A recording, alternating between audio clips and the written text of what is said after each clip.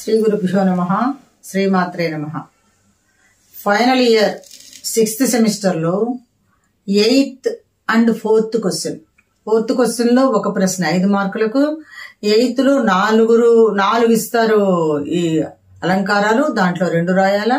2 × 7.5 15 మార్కులు. మొత్తం ఈ అలంకారాలకు 20 మార్కులు వస్తాయి ఈ సెమిస్టర్లో.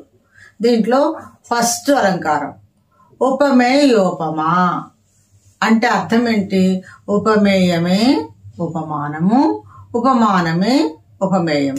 అంటే ఈ శ్లోకంలో 2 విడివిడి భాగాలుగా ఒక లైన్లో 2 భాగాలుగా చెప్పబడుతుంది. దానిలో మొదటి భాగంలో ఉన్న ఉపమానం రెండో భాగంలో ఉపమేయం అవుతుంది.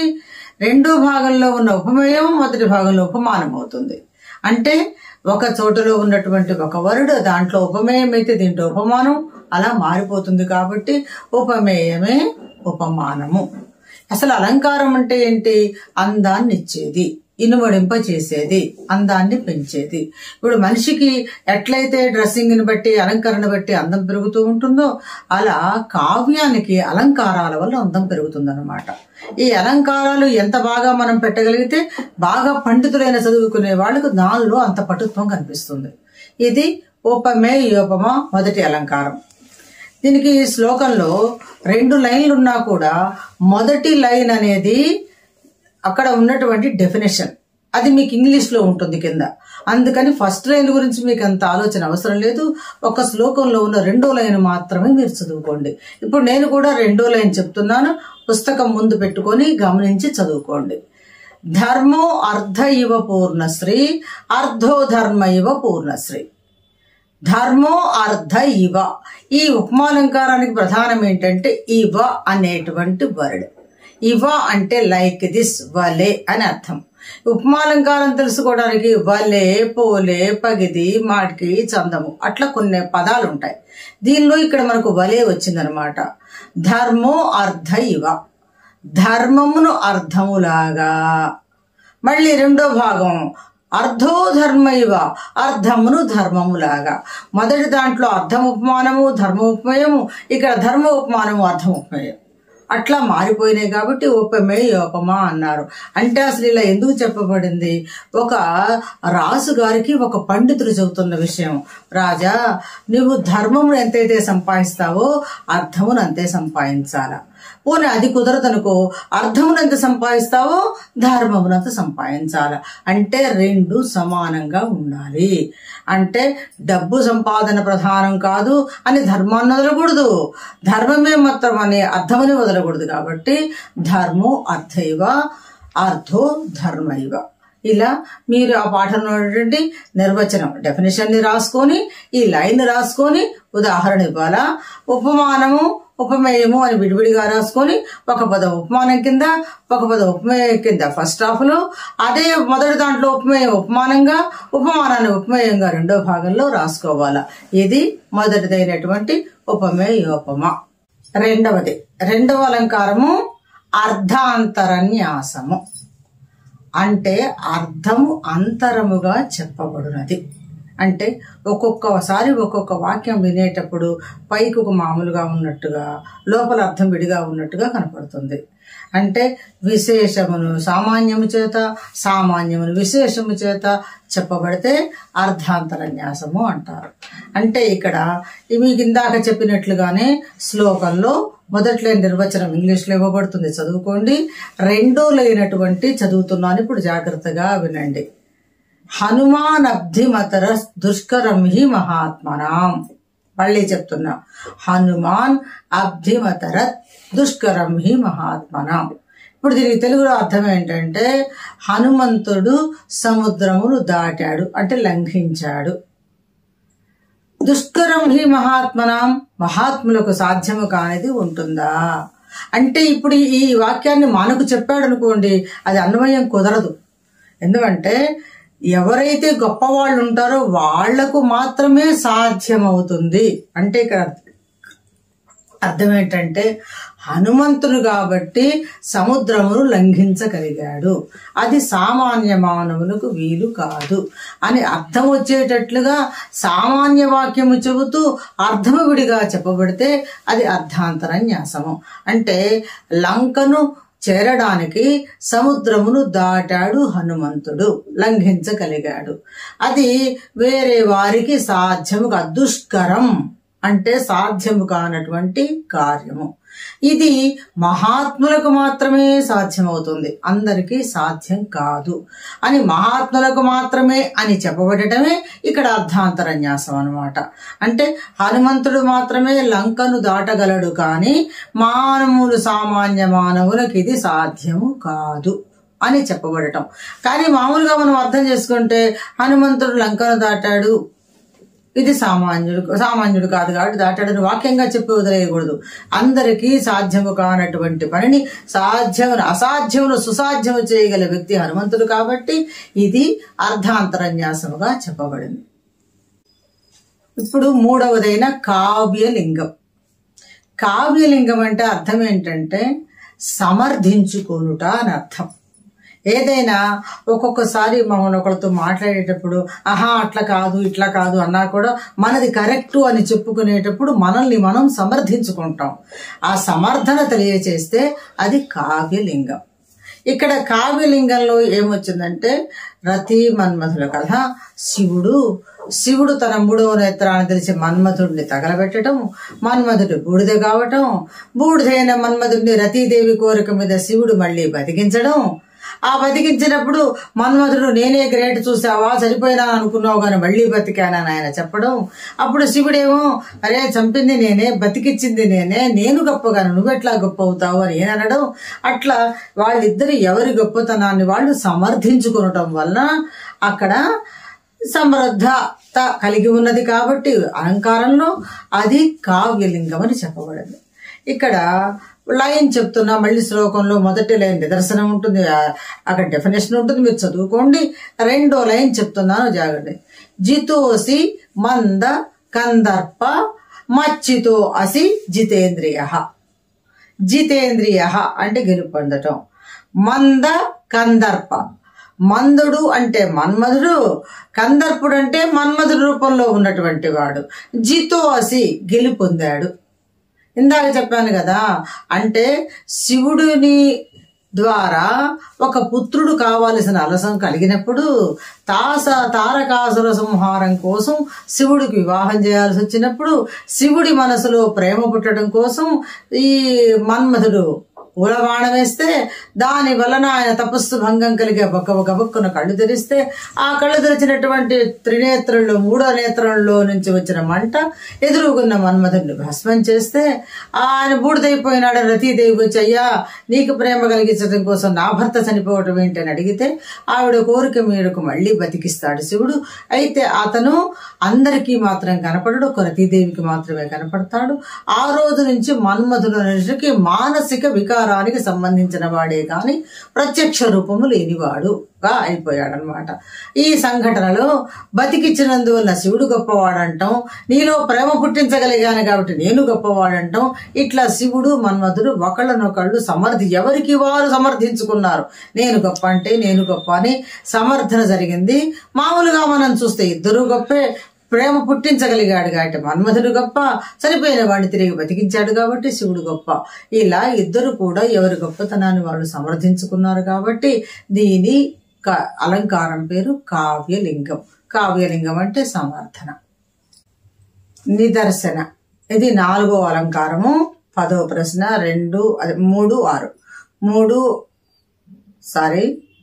4వ ప్రశ్న అలంకారం కదా. 4వ ప్రశ్న 8వ ప్రశ్న వీటిల్లో వచ్చేటువంటిది. ఇప్పుడు ఇక్కడ మనం చెప్పబోయేది 4వటువంటి నిదర్శన. నిదర్శన అంటే సాదృశ్యములైన రెంటికి పోలిక చెప్పుట. అంటే కనపడుతున్నటువంటి రెండిటికి, అంటే మనం ఒప్పుకునేటట్టుగా ఉండాలంటే మనకు కనపడే వాటికే పోలిక చెప్పబడాల. సాదృశ్యము అంటే దృశ్యము అంటే చూడబడింది, మనం చూచుటలో తెలియజేయబడినది కాబట్టి సాదృశ్యం అయిందనమాట. ఇక్కడ నిదర్శన ఈ నిదర్శన అంటే అర్థం ఏంటంటే ఇక్కడ యద్ధాతు సౌమ్యతాశేయం పూర్ణేంద అలంకృత అన్నాడు. అంటే ఒక దాత గురించి, యద్ధాతు ఎవరైతే దాతగా దానం చేయబడుతున్నాడో అతన్ని పూర్ణ ఇందు లంకృత. పూర్ణ అంటే పున్నమి నాడి చంద్రుడు, ఇందు అంటే చంద్రుడు కదా, పున్నమి నాడి చంద్రుడికి పోల్చి చెబుతున్నది కాబట్టి యద్ధాతి సౌమ్యతాశేయం పూర్ణేందు అలంకృత అన్నాడు. అంటే ఇక్కడ దాత అనేవాడికి ఫస్ట్ ఉండాల్సింది ఏంటంటే సౌమ్యత. అంటే మనసు సంతోషంగా పెట్టుకోవాలా, వినయంతో ఇవ్వాలా, వివేకంతో ఇవ్వాలా, ఆనందంతో ఇవ్వాలా. దానం అనేది ఏదో గొప్పతనం కోసమో, ఫోటోలు తీస్తున్నారనో, ప్రచారం కోసమో ఇచ్చేది దానం కాదు. అసలు దానం ఎప్పుడు నిగూఢంగా ఉండాలా, రహస్యంగా ఉండాలా, 10 మంది కోసం, ప్రదర్శన కోసం చేసేది కాదు. సౌమ్యతతో కూడుకొని ఉండాలా, అది దానం అనబడుతుంది. మరి ఆ సౌమ్యత గనక లేకపోతే ఆ దానం యొక్క గొప్పతనం తగ్గిపోయినట్టు అనమాట. ఎట్లయ్యా అంటే ఇప్పుడు పౌర్ణమి రోజు చంద్రుడు వస్తాడు, నిండుగా పూర్ణచంద్రుడుగా ఉంటాడు.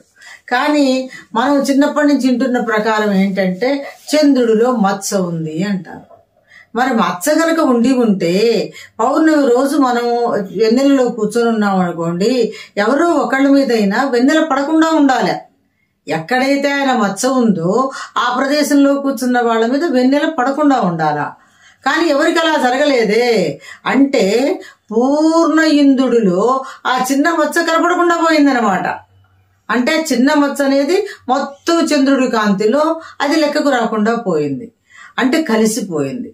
అట్లాగే ఇక్కడ దానం ఇచ్చే వాళ్లతో సౌమ్యత అనేది ఉండాలా. ఆ సౌమ్యత కూడా దానం ఇచ్చేటువంటి మానసిక స్థితిలో కలిసిపోతుంది. అంటే చంద్రుడిలో మచ్చలు చూడలేనట్టుగానే దానం ఇచ్చే వాళ్ళలో సౌమ్యత కూడా బయటికి కనపడే విషయం కాదు. సౌమ్యత అనేది మానసిక సంబంధించినటువంటి స్థితి కదా, అందువల్ల అది కనపడదు.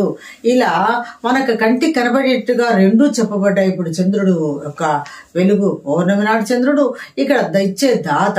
అందుకని దాతలో సౌమ్యత ప్రధానము అని ఉదాహరణ చెబుతూ తెలియజెప్పింది కాబట్టి ఇది నిదర్శన అంటే రుజువు అని అర్థం. ఇంకోటైనటువంటి వినోక్తి అలంకారం. అసలు వినోక్తి అనే పేరులోనే కరెక్ట్ గా ముందు అర్థం తెలుసుకోండి. వినా ఉక్తి. ఉక్తి అంటే మాట, వినా అంటే లేకుండా, వితౌట్ అని అర్థం. ఈ వినా అనే మాట గనక మనం చదువుకున్న శ్లోకంలో గనక వస్తే అది వినోక్తి అలంకారం. అంటే ఇప్పుడు వాక్యం చెప్తాను. ఇప్పుడు ఇది కూడా అంతే. శ్లోకంలో మొదటి వాక్యం నిర్వచనం కింద, రెండో వాక్యం మాత్రమే మనకు ఉదాహరణ కింద తీసుకుంటాం. విద్యా హృద్యాపి సా విద్య వినా వినయ సంపన్నం. ఇది వాక్యం. మళ్ళీ చెప్తున్నా. విద్య హృద్యాపి సా విద్య వినయ సంపన్నం. విద్య అంటే చదువు, హృద్యాపి అంటే మనసు నిండుగా బుర్ర నిండుగా బాగా చదువు ఉందనుకుందాం. సా విద్య ఆ విద్య వినా వినయ సంపన్నం అన్నాడు. సా అవిద్య అని అర్థం. అక్కడ సా విద్య అంటే సా వరకు తీసేస్తే అవిద్య. వినా వినయ సంపన్నం. వినా అంటే లేకుండా, ఏమి లేకుండా, వినయ సంపద లేకుండా. వినయం అనే సంపద గనక విద్యార్థిలో, చదువుకున్న వ్యక్తిలో లేకపోతే ఆ నేర్చుకున్న విద్య మొత్తం అవిద్య అయిపోతుంది. అవిద్య అంటే పనికి రానిది, చెడు విద్య అని అర్థం. ఆ చెడు విద్య అయిపోతుంది. మనం నేర్చుకున్న విద్య మొత్తం కూడా పనికి రానిదిగా వస్తుందన్నమాట. అంటే ఎంత చదివాము అన్నది ప్రధానం కాదు. విద్య యశోగును వినయం అన్నాడు. ఆ వినయం లేకపోతే విద్య పనికి రాదు. అందుకని విద్య హృద్యాభిసా విద్య వినా వినయ సంపన్నం. ఇక్కడ వినా అనే వరుడు ఈ వాక్యంలో వచ్చిందనమాట. ఈ మాట వల్ల ఈ వినా అనే మాట గనక వాక్యంలో గనక వస్తే అది వినా ఉక్తి, వినా అనే మాట వచ్చింది అని చెప్పబడుతుంది కాబట్టి వినోక్తి అని చెప్తారు. కాబట్టి చదువు ఉంది అంటే మనకు వినయం ఉండాలా. వినయం లేకపోతే ఆ చదువు నిరర్థకము, అంటే అర్థం లేదు. చదువుకున్నామని చెప్పడానికి గొప్పతనం అనేది ఉండదు. వినా అనే మాట లైన్లో వచ్చింది కాబట్టి దిస్ ఈజ్ వినోక్తి. అలంకారాలలో చివరిది 6వదైనటువంటి విశేషోక్తి. ఇందాక మనం చెప్పిన దాంట్లో వినోక్తి, వీణ అనే మాట వచ్చింది కాబట్టి అది వినోక్తి. ఇక్కడ విశేషోక్తి అంటే ప్రత్యేకమైన మాట. విశేషము అంటే స్పెషల్ కదా, ఈ స్పెషల్ గా ఉన్నటువంటి ఒక వర్డ్ ఇక్కడ ఉంది. నమంతమపి ధీమంతం కశ్చయతి నాలంఘిత అన్నాడు. అంటే ధీమంతుడు, ధీహి అంటే బుద్ధి, ఎవరైతే బుద్ధిని కలిగి ఉంటారో వాళ్ళని ధీమంతులు అంటారు. ఒక బాగా చదువుకున్న వ్యక్తి, బుద్ధిమంతుడైన వాడు ఓ చోట కామ్గా కూర్చొని ఉంటాడు అనుకోండి.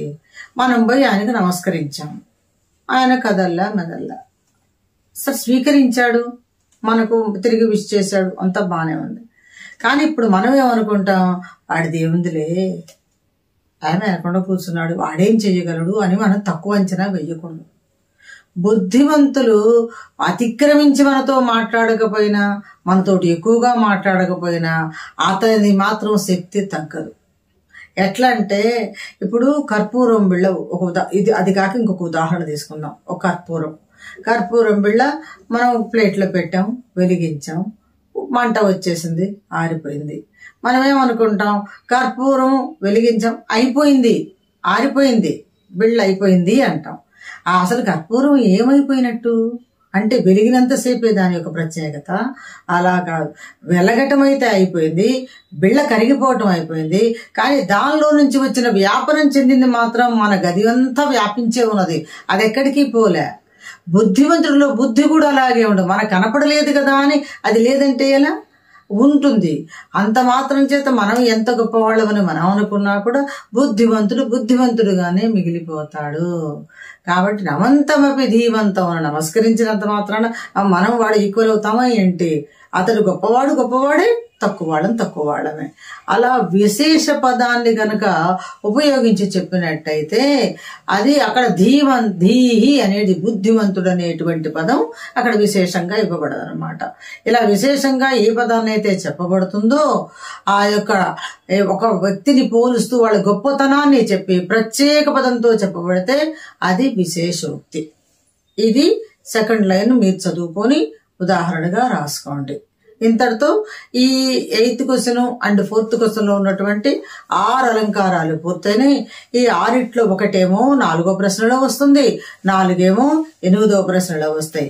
ఈ 8వ ప్రశ్నలో 4 ఎనీ 2 అంటే చాయిస్ ఈజ్ యువర్స్, మీరు 2 సెలెక్ట్ చేసుకొని రాసుకోండి. 4th క్వశ్చన్ లో వచ్చింది మాత్రం పక్కా రాయాల్సిందే. అక్కడ ఒకటే ఉంటుంది, నో ఇంటర్నల్ చాయిస్ కాబట్టి ఆ వచ్చిన ఒక్కదాన్ని మీరు రాసుకోవాలా. ఇప్పుడు ఈ అలంకారాలు మొత్తం మీద 4th క్వశ్చన్ లో 5 మార్కులు, 8th క్వశ్చన్ లో 15 మార్కులు, మొత్తం 20 మార్కులకు అలంకారాలు ఇవ్వబడ్డాయి. All the best.